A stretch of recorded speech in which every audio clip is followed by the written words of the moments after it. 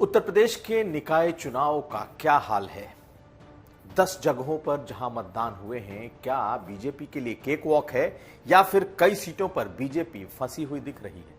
हम आपको विस्तार से ये बताएंगे।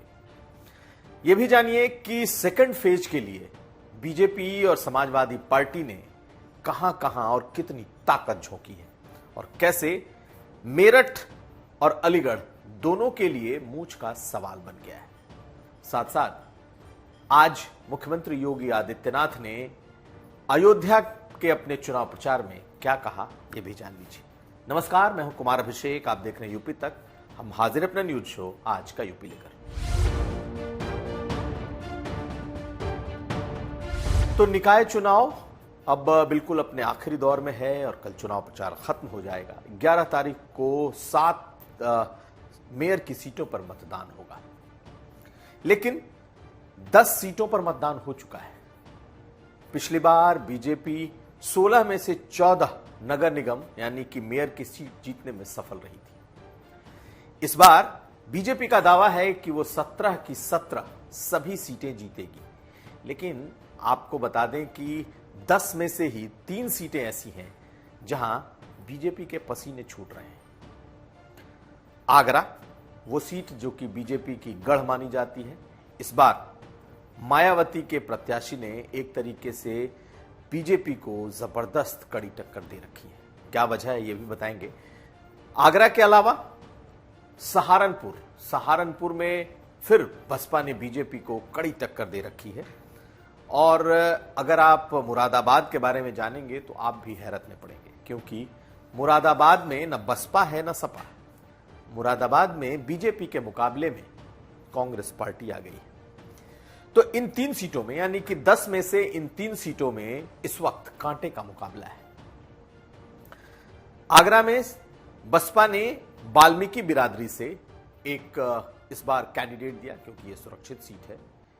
और कुछ ऐसा हुआ कि वाल्मीकि बिरादरी के साथ साथ मुसलमानों ने जमकर वोट किया है और साथ साथ जो मायावती का अपना जाट वोट बेस है उसने भी किया है।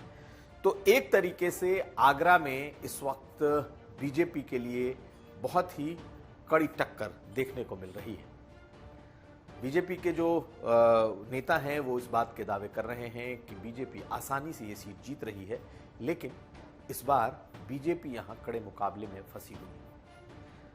अब दूसरी जो सीट है वो है सहारनपुर। जी हां, इमरान मसूद का क्षेत्र, इमरान मसूद की समधन इस बार चुनाव मैदान में है। समाजवादी पार्टी ने यहां मुस्लिम चेहरा उतारा था, लेकिन वहां पर जो हमारे सोर्स हैं या जो वहां के राजनीतिक समीक्षक हैं उनका मानना है कि यहां इमरान मसूद का जोर चला है। और चूंकि ये मुस्लिम बहुल इलाका है, यहां पर दलितों की तादाद ज्यादा है। अखिलेश यादव ने यहां अपने प्रत्याशी के लिए रोड शो भी किया।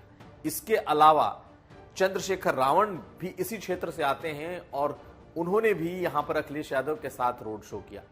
बावजूद इसके बीजेपी के मुकाबले में अगर वहां कोई है तो वो बसपा है, क्योंकि दलित और मुस्लिम ये दोनों वोट बैंक जिस पर मायावती ने इस बार दांव लगाया है, वो कम से कम सहारनपुर में ठीक ठाक काम करता हुआ दिखाई दे रहा है। ऐसे में 10 सीटों में इन 2 सीटों पर बीजेपी से सीधी टक्कर बसपा की है। लेकिन आप मुरादाबाद का हाल सुनेंगे तो चौंकेंगे। मुरादाबाद में इस बार मुस्लिम बिरादरी ने कांग्रेस पार्टी पर अपना दांव लगा दिया है। न तो सपा न बसपा, और कहा यह जा रहा है कि मेजॉरिटी मुस्लिम जो वोट है बीजेपी के खिलाफ इस बार कांग्रेस के साथ एकजुट दिखाई दे रहे हैं। और ये कांग्रेस के लिए 24 के पहले संजीवनी जैसा है। जब वहां के मुस्लिम बिरादरी को लगा कि इस बार कांग्रेस का प्रत्याशी यहां मजबूत है, और उसकी एक वजह भी रही कि सभी दलों ने यहां मुस्लिम बिरादरी का ही उम्मीदवार उतारा, सिवाय बीजेपी के, जिसने अपने पिछले ही कैंडिडेट को रिपीट किया है। लेकिन इस बार कहा यह जा रहा है कि मुरादाबाद में मुसलमानों का वोट, ज्यादातर वोट कांग्रेस को गया है। ऐसे में बीजेपी और कांग्रेस पार्टी आमने सामने हो गई। ये तो हुई बात इन तीनों सीटों की।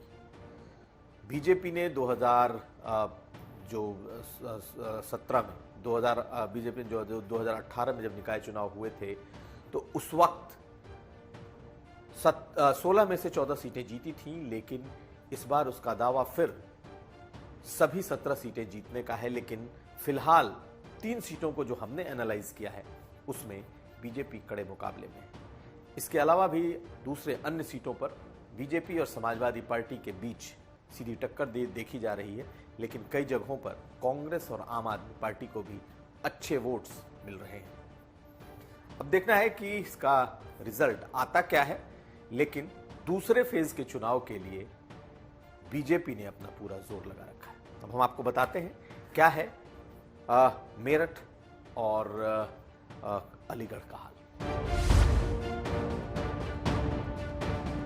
अब दूसरे फेज का जो चुनाव है उसमें 2 सीट बेहद अहम है मेयर के लिए, एक मेरठ और दूसरी अलीगढ़।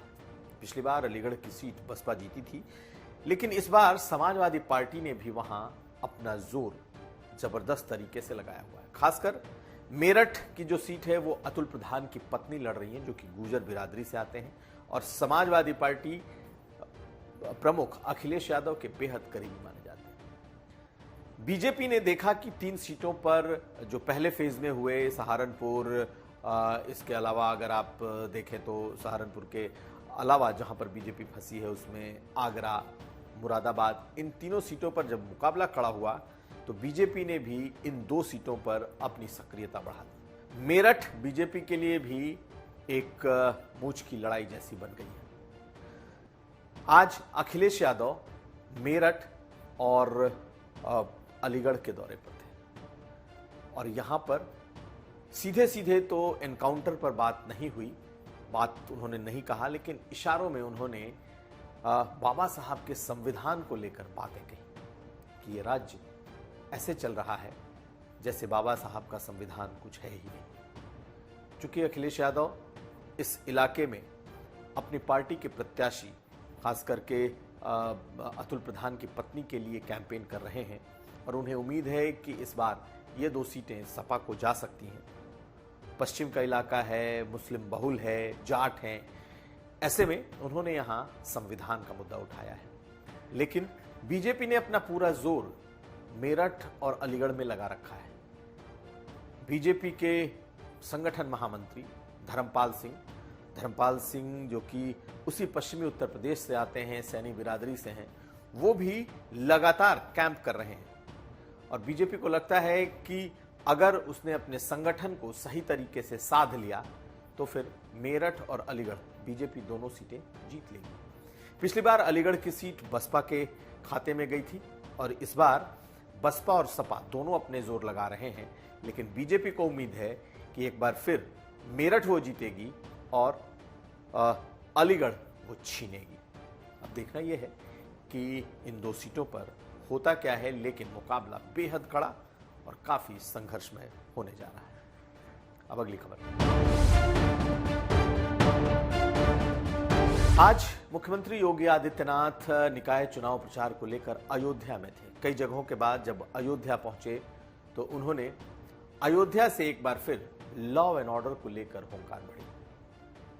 लॉ एंड ऑर्डर को लेकर उन्होंने ये साफ साफ कहा कि अब उत्तर प्रदेश में एक भी दंगा नहीं होता।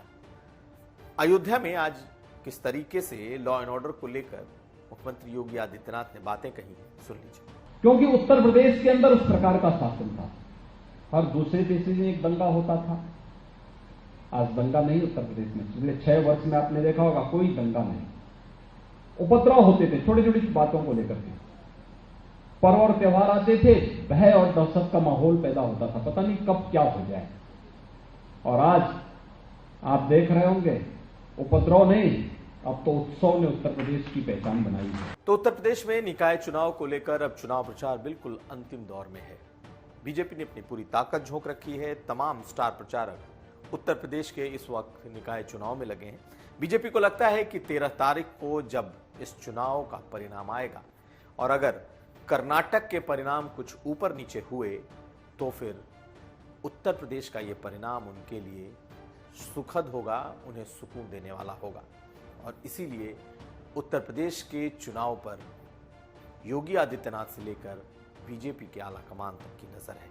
देखना यह है कि रिजल्ट आता क्या है। तो यह था आज का यूपी। हम फिर हाजिर होंगे, तब तक आप देखते रहिए यूपी तक।